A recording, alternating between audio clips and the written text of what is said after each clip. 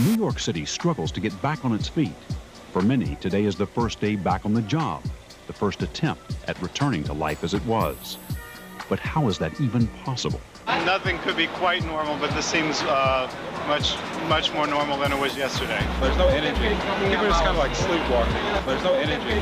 People are just kind of like sleepwalking. There's no energy. People are just kind of like sleepwalking. This is a country that it does not so much need to be led, but simply told what the marching orders are. What would make you the best candidate in office during the Middle East crisis? I've been a leader.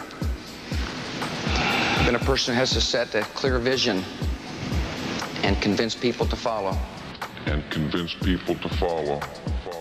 11 a.m. President Bush calls New York, commending officials there and telling them he will visit the stricken city tomorrow. I'm weep and mourn with America. I'm going to a hospital right after this to comfort families. I wish I could comfort every single family whose lives have been affected. But make no mistake about it, my resolve is steady and strong about winning this war that has been declared on America. It's a new kind of war. And I understand it's a new kind of war. And this government will adjust. And this government will call others to join us to make sure these acts, the people who conducted these acts and those who harbor them are held accountable for their actions. The nation must understand this is now the focus of my administration. We will be very much engaged in domestic policy, of course. I look forward to working with Congress on a variety of issues. But now that war has been declared on us, we will lead the world to victory.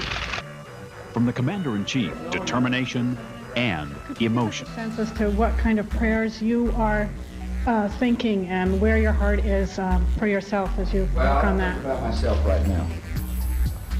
I think about the families, the children.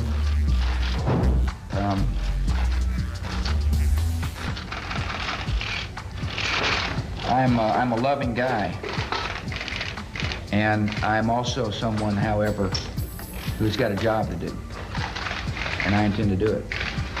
And this is a terrible moment,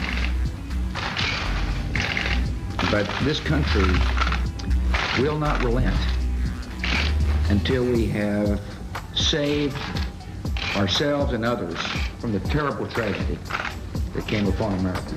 The president vows to, quote, whip terrorism, rallying the world to join the U.S. in this fight. But now that war has been declared on us, we will lead the world to victory.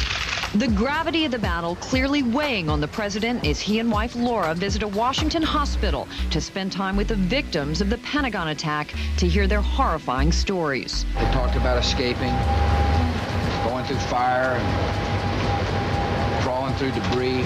At the White House, the president is in and out of meetings with lawmakers, key aides, and his national security team, continuing to reach out to leaders around the world, seeking military and economic support, assembling an international coalition to go to war.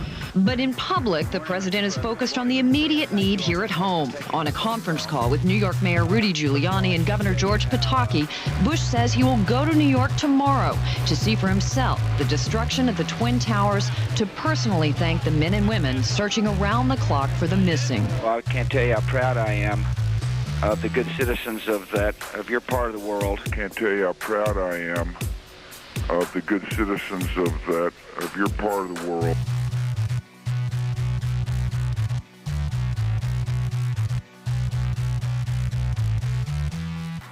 And convince people to follow.